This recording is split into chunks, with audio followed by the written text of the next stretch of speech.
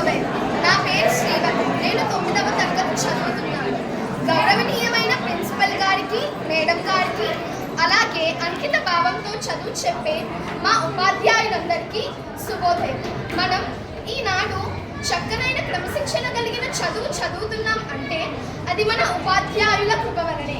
కావున సంస్కారాన్ని నింపే మా ఉపాధ్యాయులందరికీ గురు పూజోత్సవ శుభాకాంక్షలు మరియు పాదాభివందనాలను తెలియజేస్తున్నాను. ఉపాధ్యాయుల దినోత్సవం సర్వేపల్లి రాధాకృష్ణన్ గారి జయంతిని గుర్తు చేసుకుంటూ అతను ఉపాధ్యాయుడిగా ఎన్నో సేవలను చేసి ఒక గొప్ప విద్యావేత్తగా ఎదిగాడు.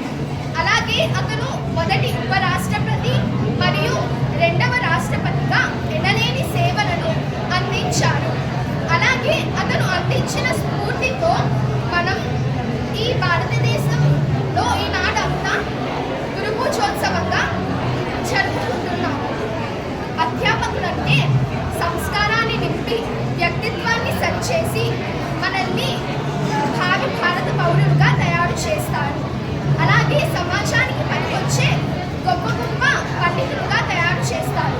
అలాగే మన భవిష్యత్తుకు మార్గనిర్దేశనం చేస్తూ మనపై నమ్మకం ఉంచి మన భవిష్యత్తును తీర్చిదిద్ది ఒక మంచి విగ్రహంగా తయారు చేస్తారు.